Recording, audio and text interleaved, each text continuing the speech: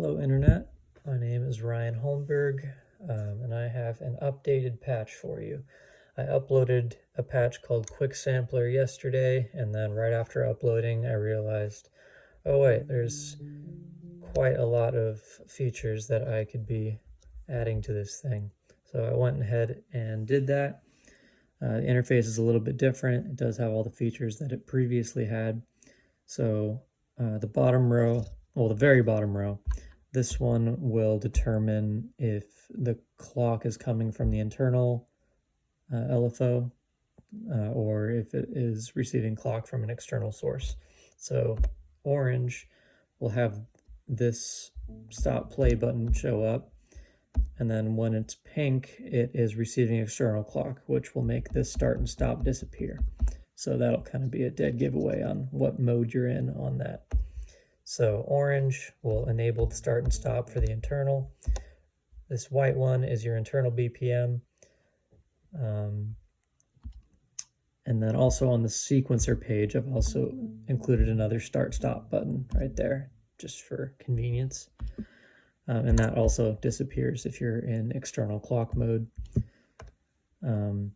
Bottom red row here is going to be your looper record buttons, so it records while it's being pressed down. The pink row here is going to put each looper into reverse or have it play back and forward, depending on if it's on or off. By default, off is regular and then on is reverse. The row of white buttons will change the pitch / time of each loop. 0 is going to be your middle point, and then anything left will be slower and lower pitch. Right will be higher and faster. And then your top buttons here are your one-shot playback buttons for each looper. Then second page, you got your sequencer, same as before, 6 tracks. I wanted to put 8, but unfortunately the 8x5 grid here isn't big enough to hold 32 steps and 8 tracks, so I had to limit that to 6. But if you did want all 8 tracks, you can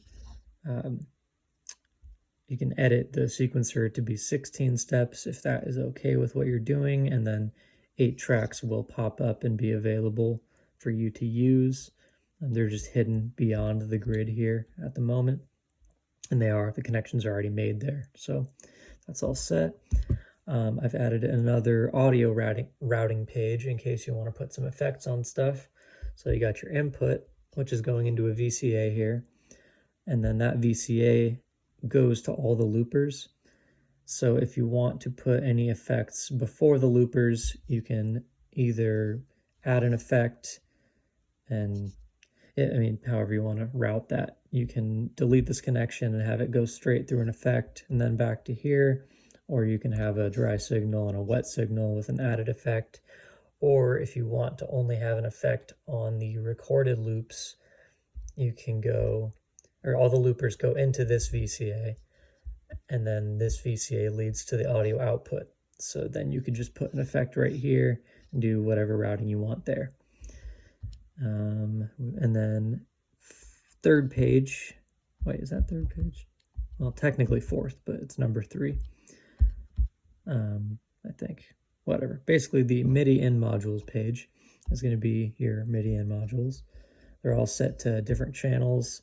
Got 1, 2, 3, 4, 5, 6, 7, 8. And yeah, that will respond to external MIDI. I have a Digitact, or Digitact, I don't know how you say that. I'll never know how to say Digitact or Digitact. But yeah, that works with external triggers. You can sequence it externally. Yeah. And then, yeah, if you want to edit any parameters on the loopers, there's pages for that. Loopers 1 through 4, and then loopers 5 through 8. The sequencer leads to these trigger modules, and then these trigger modules trigger the loopers. So if you need to make any adjustments to that, that'll be that page. And then this page is kind of everything under the hood, none of your business. All right. hopefully I covered it better than I did the last video, and I hope you enjoy it. Have a good one.